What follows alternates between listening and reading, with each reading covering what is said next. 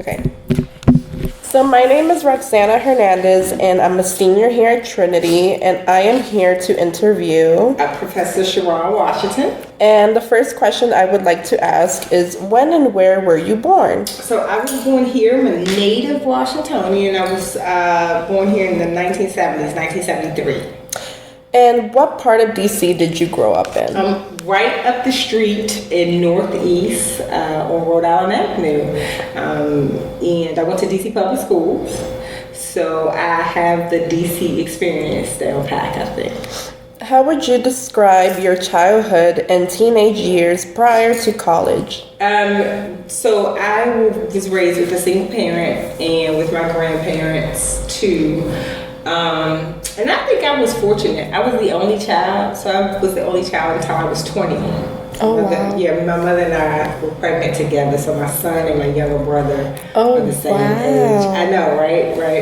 But I was the only child for most of those times. And during my childhood, like Trinity, I'm literally 5 minutes from here. I never knew about Trinity. I mean, I knew it was a college, but I never knew it was college for me.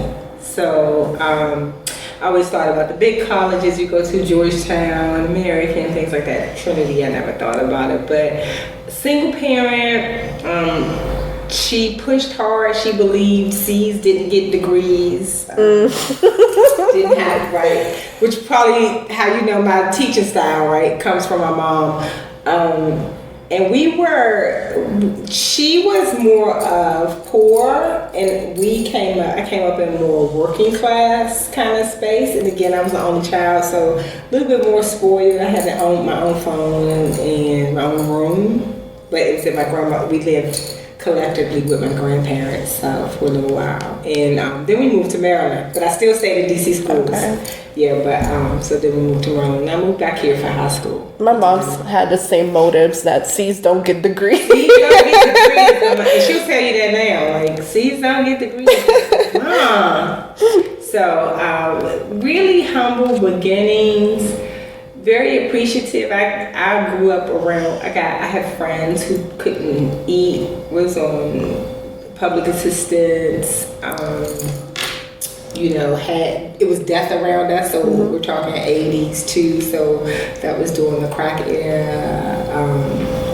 So drugs was destroying our neighborhoods. People were killing each other, and it got to be like regular, normalized. Did your parents or guardians work outside of the home?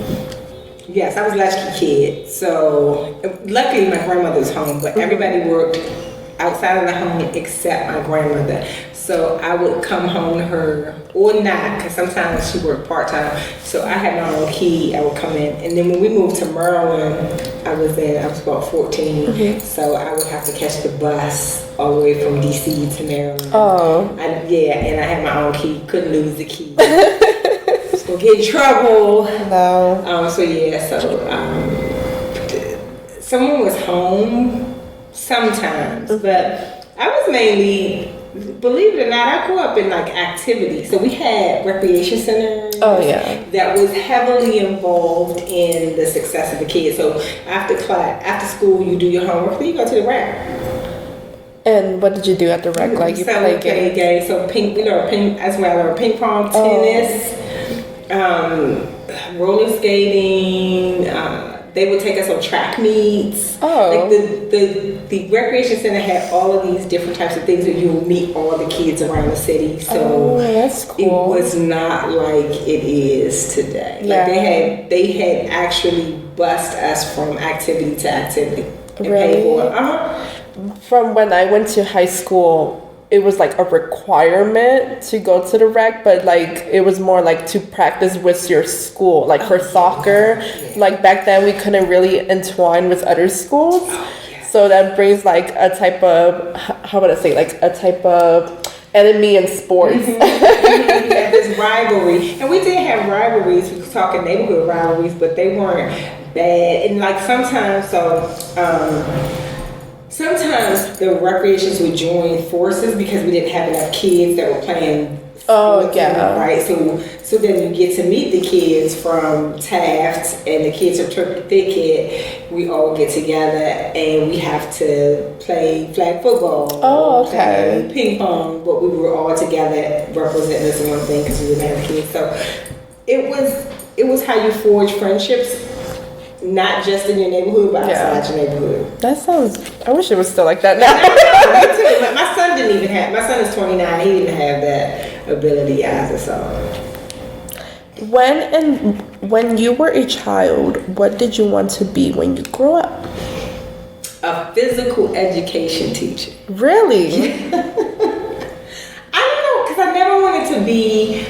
I never envisioned myself behind an office. I always wanted to be active and have this like ability with people and really social. So a PE teacher is what I wanted to be. That is interesting. What brought you to Trinity, and was it your first choice? Trinity was not my first choice. Wasn't even where it was here. I didn't go back to school until I was 28. Right, so I had my child. You know, it's funny. Before I had my son, I got pregnant. I told my mother I wanted to be I laugh at this today. I wanted to be a housewife. Right. That's what I told myself. Right. I don't want to go to school anymore. I want to be a housewife. So my mother, in standard my mother fashion, was like, good luck with that, and hung the phone up. And you know, I tried it for a couple of months. Right. You know. It didn't work. Now, of course, it didn't work out. But I'm still pregnant, and then as relationships go, me and my son's father we were children, so we didn't make it.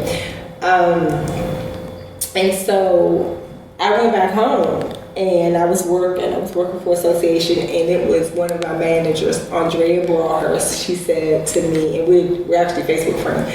She said, "You should go back to school." And I was like, "Where?" And she was like, "Trinity." I was like, what's Trinity, right? She's like, it's around the corner from where you live. And I looked into it, and what brought me to Trinity was the fact that, again, in weekend courses, I had a son, I'm a single parent. My son was still doing activities. So back then, the SPS program was a weekend school, right? And so you could go to school and still maintain your children, your child. So it was very friendly towards that, and I could go in the evenings. So I chose Trinity because it wasn't my first choice. It wasn't my choice at all. Wasn't even on my radar. But a manager of mine thought that I should go, thought it was a good fit. So they must have did some good branding back then. She's like, you should go. And I started out with one class the first semester, and then continued. Second semester, I was enrolled full time. Like, that's how much of an impression it made. I was like, oh yeah, I'm doing this. What was your original choice? When I first graduated school, my original choice was West Virginia State. Oh, okay, okay. Who knows? I can't tell you why either. Were you the first person in your family to attend college? I was the second person to get my degree. Oh, so three of us within my cousin, two of my cousins. So one, my uncle's child and my aunt's child. He's like a brother to me. But all three of us went to college. I think my older cousin was the first of us to go to college. Could be mistaken.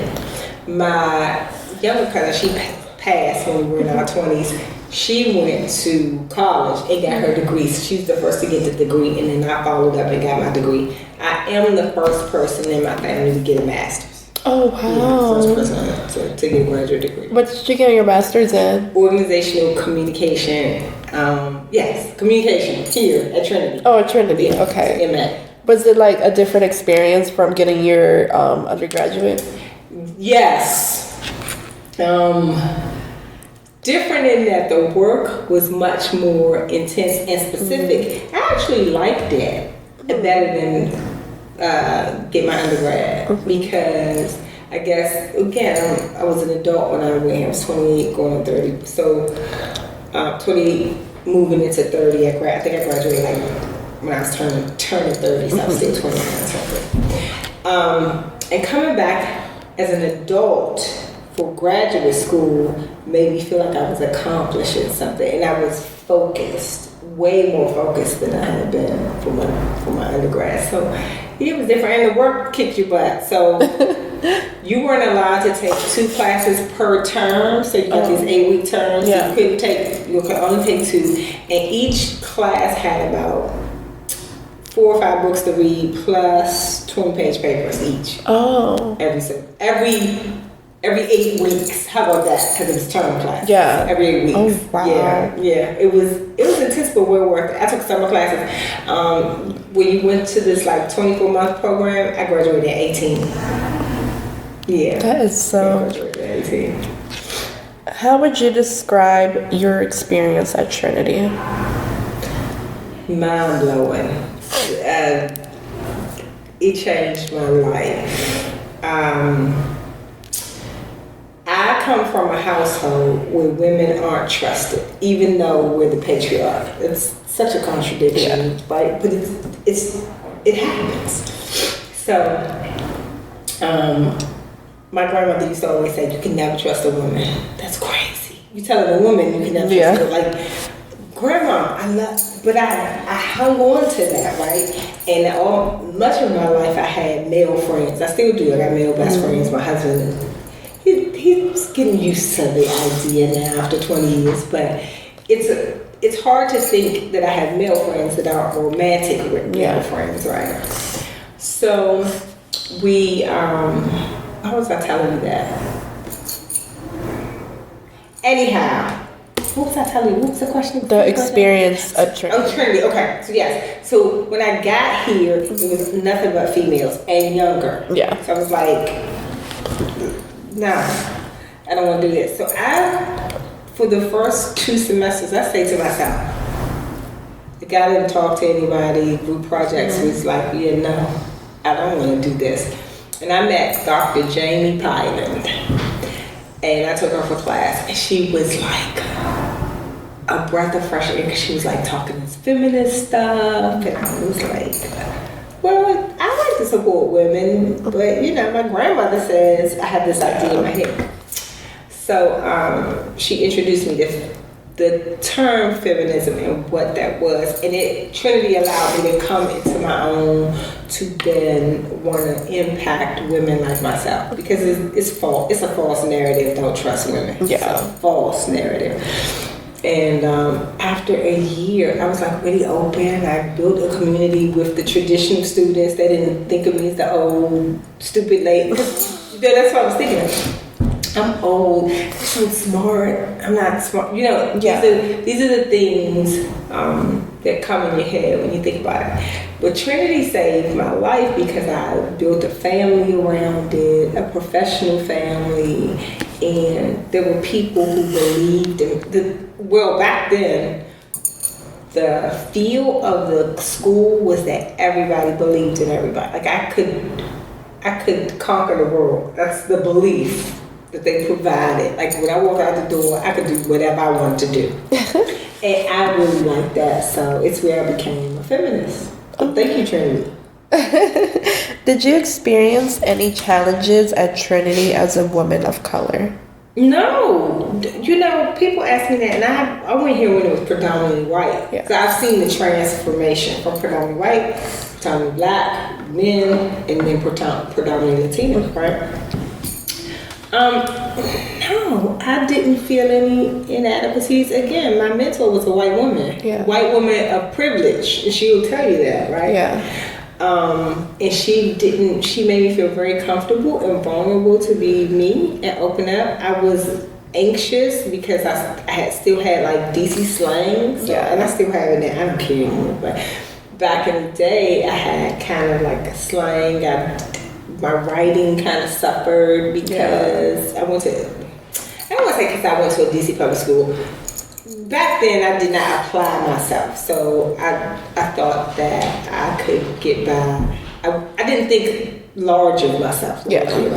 So I thought I would be somebody's worker, somebody's job, and make some pay that's going to get me by. To follow up, Go ahead. To follow up the relationship that you had with your mentor, do you feel like the relationship between the faculties and the students are the same as it was back then? No. And I can't answer why. Because I don't know. I don't know why. I don't know if in this time just students are resistant they got so much going on. So much going on that the resistance comes from I don't have time to build the relationships. Right? I'm just here to get my degree. It could be that, or it could be maybe we could do an improved job of saying, you know what? Maybe we need to say, come and let's build this camaraderie. It's a different feel. But you know, I stay close with my students. So you either love me or you don't. Yeah. I think that's what I get here on campus. So I hear most of the time they love me, but you know, most of the time they don't. And the reason being is because most of us want to push the students to do well, right? We want to see you guys be successful outside of these walls because we know we can't hold your hand. Yeah. So what may seem like we're doing really, really hard, it's just like, oh no, really, we're preparing you because we're not going to be there when these things happen. So, how do you see when you were a student the relationship with the mentors were or the faculties? So when I was here, my mentors were amazing. Like I could walk in the door, I could find them, I could talk to them, I could cry to them. I remember one time, one professor. I can laugh because me and the professor are friends now. My past professor. Oh wow! And he told me, I was taking my senior seminar, he told me, this is garbage, it's trash. He wrote that on my paper. I was devastated. And it's senior seminar, so you have to have a C or better. I was like at a D, kind of failing or what have you. So I went to my mentor and I was like, oh my God, he thinks I'm a complete failure. And look at what he wrote. And she was she was very good at this. It was almost like kind of that middle person. She was a good moderator. Let's see what we can get you to do to improve this to what you need. And she talked with him, right? Okay. And so back then you could go to your like advisor or your mentors and your professors there and you could have a conversation. I don't know if many of my students complain that they can't, that they feel intimidated, that they feel, right? They feel like they're not listening to me. So I try to be that listening ear, but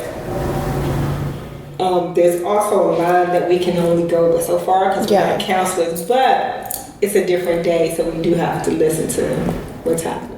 I do believe it depends on who's the advisor more than like the advisor caring about you. Mm-hmm. I do see that happen most of the time. Like, I have this advisor, they don't do anything for me. And it's just like, it's more like, are you even trying to talk to them? I have to be honest, it used to be like that when I went to college. In the early years, like late 80s, early 90s. You could get a good advisor or an advisor who was engaging, and then you could get an advisor and be like, I'm looking at this sheet, you didn't take this class, take the class, and that's about it. What is the most memorable piece of advice you were given by your mentor or someone else at Trinity? Stay you. Be authentic to who you are. Don't make those changes. Like I used to, I'm an international speaker, right?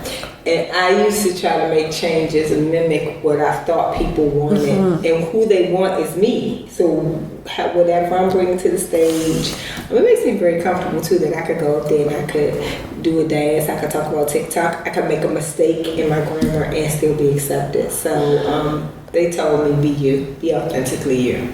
A lot of people don't lose that image of being themselves just to please others. I feel like coming at Trinity, most girls are like that. Just to please their professors, to please everyone. No. And I tell my students that too. Like, if you're looking to impress me, be you. Yeah. I'm interested in you. I followed that. Yes. Yes. Why did you choose to teach at Trinity? Wow. Again, not a choice that was made by me. So what's funny? This is funny. So my mother has said a long time ago, mothers, parents are magical. I'm a parent. I have to say that, right? My mother said, you're going to be a professor. And I was like, no, I'm not. I don't even like kids. Like, what are you talking right. about? Like, no, I don't even like kids. She's like, yeah, no, you're going to be a professor. So the month I graduated, I was offered this opportunity to teach. Professor Dr. Powell. She said, come teach this public speaking class. I was like, it's 2.5 hours. What am I going to talk about for 2.5 hours? I couldn't say no to Dr. Powell. Yeah. I was like, okay. She's like, I do everything. I'll help you, guide you through this. And I said, okay. That first class, it was meant for, like, I should have been there. I should be here. Like, I can't even, every time I try to quit teaching, it brings me right on back. Right on back. Hence why I have a training career now, because I train. So, it didn't choose, it chose me. I didn't choose it. That sounds crazy, but when I think about it, I didn't know. If you could ask me, you going to be a teacher, something else, I'd be like, no, I'm a professor. No. What did you do after receiving your undergraduate? Like, did you be a professor as right away? No, I went straight to graduate school. Oh, okay. So after I received my graduate, then I went straight to being a professor. Okay. But prior to that, though, I had started my own business. I started my business and became a professor at the same time. Oh. So I have a marketing and communication firm. Okay. So in 2006, my husband said, okay, I was a marketing director, and I was like, I don't feel like traveling. My son was just still young. He might have been 11 or something like that. I was like, oh, I'm traveling way too much. So he was like, okay, well, what do you want to do? I was like, I want to try my own business. He was like, all right. So he gave me a time frame, and I was like, okay. And then this other opportunity teaching came. I was like, well, there's extra money, so then I could buy my time if my business didn't work out, because I had this. So I did that at the same time. That is amazing. What professional accomplishments are you most proud of? My business, but the fact that I wrote 2 books, the things that Trinity has given me the courage, it's been a big influence. Trinity's been behind the scenes at every turn. I wrote 2 books, 3 if you count my cookbook over the pandemic. I wrote a cookbook over the pandemic. So I wrote books. I've been able to speak in different countries around the world. I've been able to speak to women. Again, I've taught at Trinity 24 different classes over a period of 17 years. Yeah, 24 different types of classes. Oh, wow. Yeah, much more. Let's see, I've taught every semester for 16 years, so times 3, so 3 times 16. Yeah, I know, right? All those semesters. So it has afforded me the ability to think outside the box. So while I'm working for my students, I have to think what's relevant at the time. Yeah. So I can't just go into, I teach courses like leadership and women in women's history and communication and implicit bias. So having that experience to teach those classes have made me create trainings in my company for companies. So it's made me make more money, and I didn't even know it. What personal accomplishments are you most proud of? The fact that I'm courageous, like, yes. So the no's don't bother me. Mm-hmm. That is an accomplishment I've been trying to have forever, where you get discouraged by no's. They don't bother me. I go, oh, well, if a door closes in my face, why was it? Oh, they didn't want me in that door. I built me a door. I have no problem with that. I used to have a really big problem with that. Being around, believe it or not, Roxana, being around you guys makes me even more encouraged. Being in this space goes, if I'm telling these young women to do this, I need to be an example towards it. So you guys encourage me to do what I need to do. That is so great to hear. Most professors are not like that, to be honest. Like, we think professors don't have a personal life. But to hear that, like, you wrote a book and, like, it's, like, incredible. And especially having a business. I do believe your greatest accomplishment is being a mom and going to school. Like, I think, look, sorry, Chris. It was. You're absolutely right. Because I went to school full time. I didn't meet my husband until my son turned 9. So until I went to graduate school, I didn't meet my husband. Right. Yeah. And he's been amazing. But my son, having him, right, and then going to school, I had to take him to football practice. That's like all of that, and still being able to go to school full time. Man, it's crazy. It's crazy. I had good family. I had amazing support, so I am empathetic to moms in my class, especially if they don't have the support. Like, okay, well, let's figure this out because you can do this. I know you can. I do remember one of my classmates bringing their daughters, and we were just like, wow, like, well, you couldn't imagine, right? I couldn't, and it's just like I feel like they have such a stronger mindset because they're not doing it for themselves, but they're doing it for somebody else. And I do believe you did feel like that. I did. He had to see me as an example. He still has to see me as an example. Yeah. Right? And he calls me an overachiever, right? I think he's lazy all the time, but that's mother's parent, right? He's 29. Like, you could do more. You have no kids. You need to do this. But that's a mom. Yeah. But I continue to try to impress and be a representative for my family. Right. Really be a representative for my family.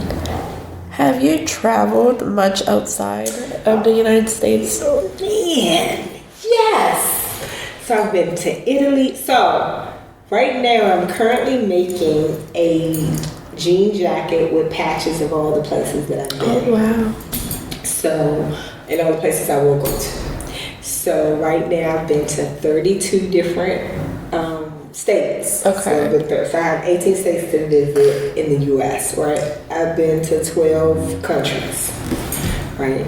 Last year I went to Italy, which was an amazing experience for 10 days. I went to Venice, Rome, and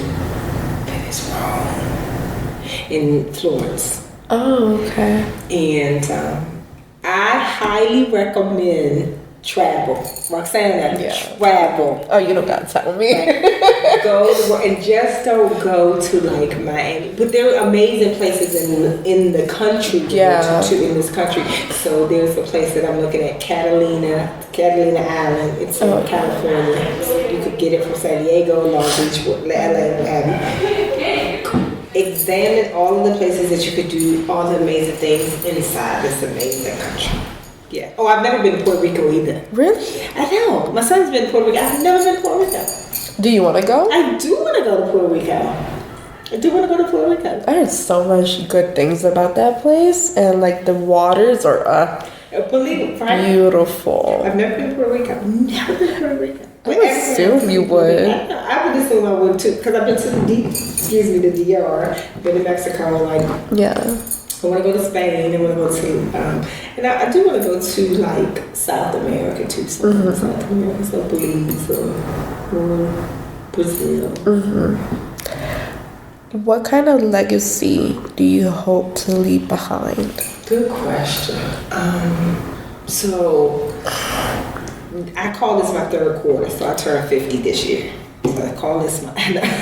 You don't even look 50. No, you don't even look 50. Yes, I turned 50 this year. So I call this the third quarter of my life, which what I want to do is leave an impact. And I want the same impact that I received from Trinity to be able to push that forward to other young women who want to do things for themselves. So coming up, I'm creating this nonprofit to help young girls realize their their career path. And so when I pass, I just want people, or women, young women that I've touched, anybody I've touched, I want them to feel empowered to do more. Yeah. That's good. How do you hope to be remembered as well? Sassy, feisty, but caring. Right. I want people to know, I'm a Leo, right? So I want people to know that I was loyal to them to the end. Leos are so loyal. Yeah, like I love Leos. To a fault though, we stick around more than we should. Right. But when we're gone. So but we stick around, we're there. Can you tell me about one or two historical moments that occurred while you were at Trinity that moved you emotionally? The Women's March was one. I think that's the only one I could speak to. So watching the Women's March on TV and then going down to the monument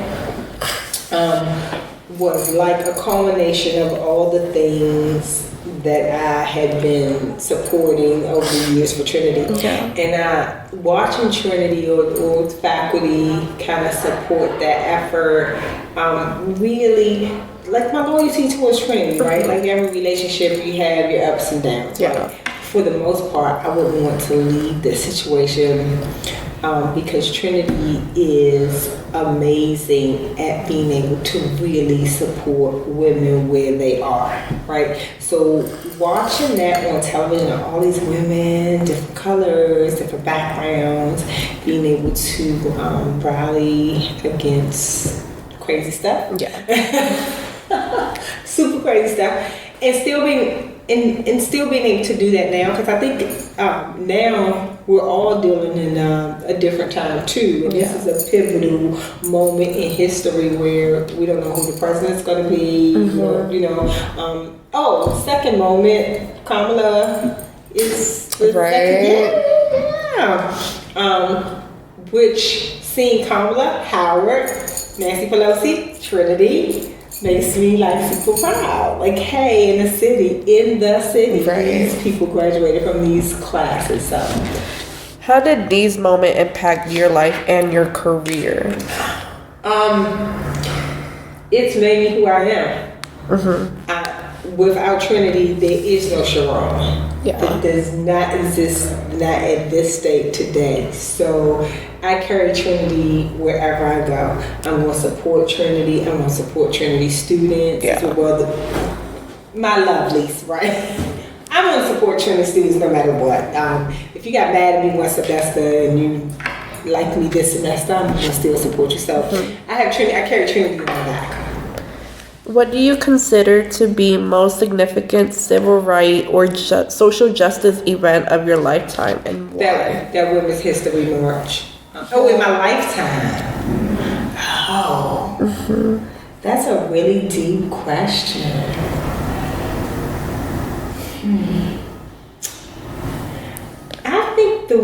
I think actually what's been most pivotal is the transformation of gender studies into school. Yeah. Yeah, right?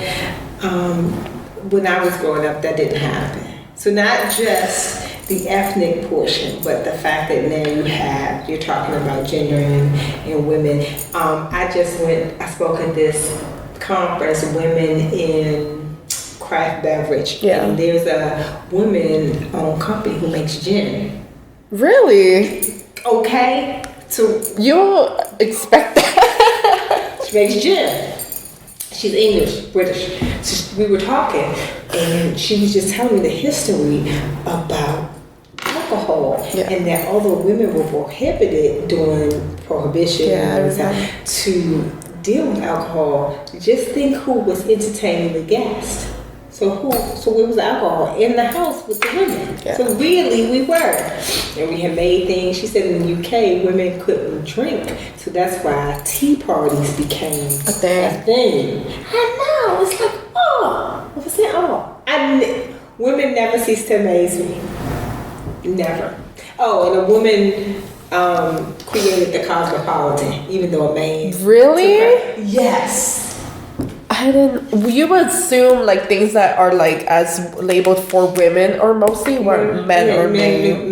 No, it is. That was a woman who made the drink, and the man we crafted it a little bit and then pawned it off at his own. So yeah.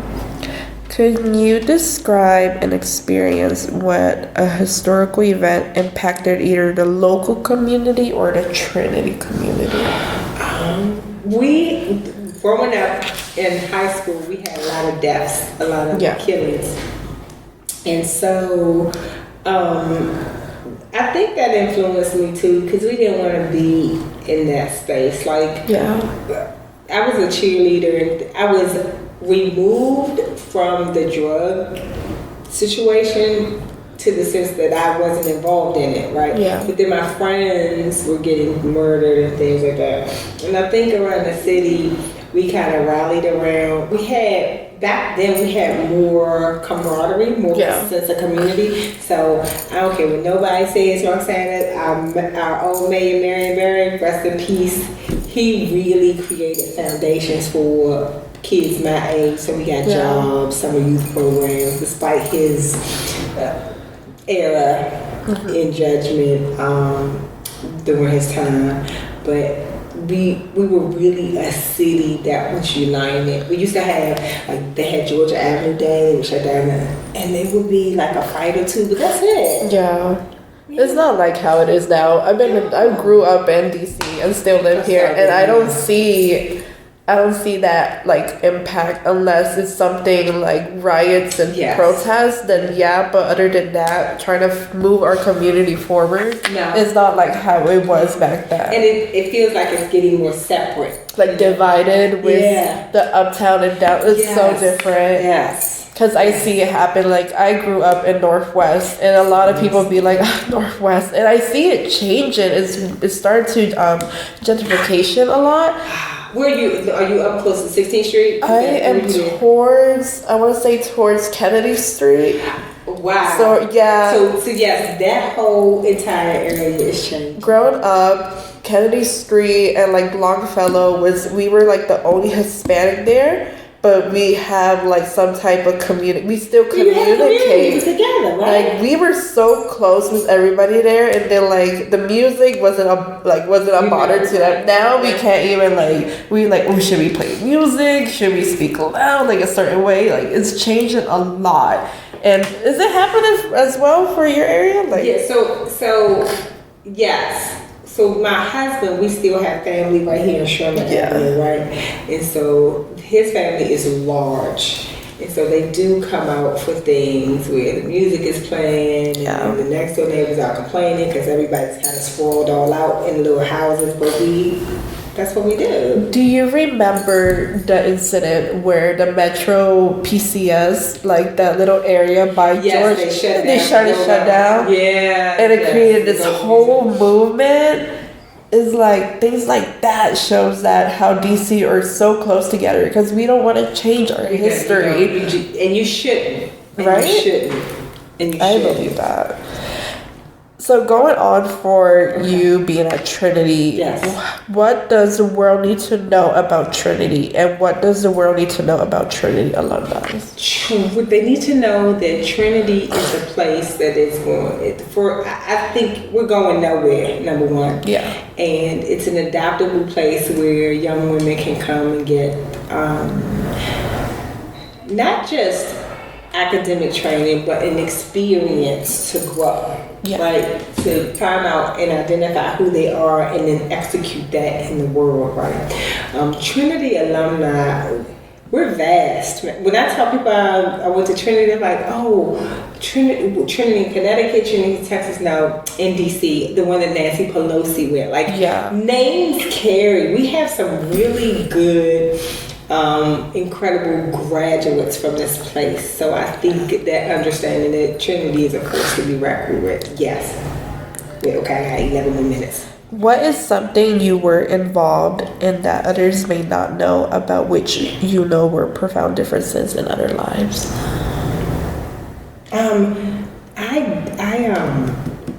I mentor at detention centers. Really? Yes. So it breaks my heart it breaks my heart. I'm about to cry now. So to see young girls dealing with horrible, deplorable issues. Oh my God. And nobody there to go, let me help you. And then you have trauma that still stays with these young women that I got women that are like, hey, let me help you. And they go, no, I can never get out of this situation. Like, you can't help me. Yeah. They see no light.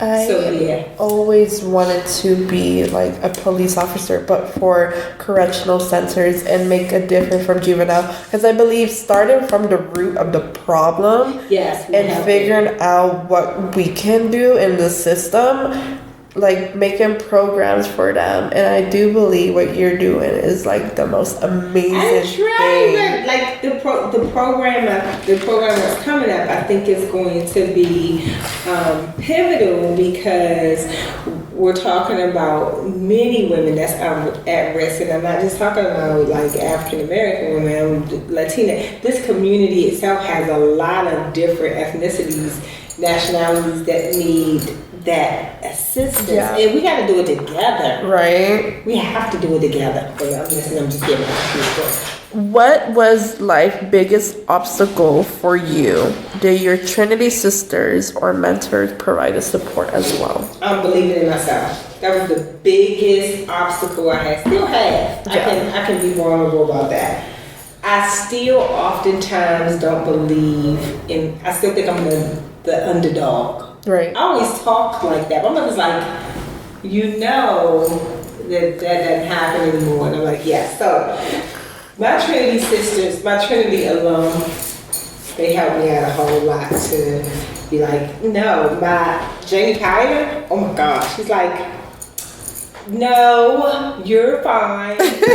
So Dr. Powell has been, oh my God, like the best mentor to have. The best. What is one vital piece of advice you would give to current and future Trinity students?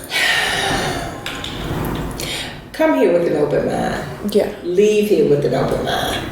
Right? So come open, leave open to ideas, open to perspectives, with the understanding that you're going to change. Yeah. If you come here with an open mind, you can gain so much information, right? The world is not just as you see it. It has many other people in it that see it in different ways. So come with an open mind. Come with an open mind, leave with an open heart. Right. Yeah. That is such a good advice. What do you hope current and future Trinity students will do going forward to preserve the university legacy? Be themselves and help people to be themselves too. So I hope that when they leave here, when they leave me, when they leave here, that they believe in themselves no matter what the issue may be, and that they go and they pass that same courage they have to someone else. What is your opinion of Trinity's most precious historical legacy? I don't know what it is. I would think the sisterhood, right? So I would think that their most precious commodity and historical piece comes from always having a sisterhood. And I think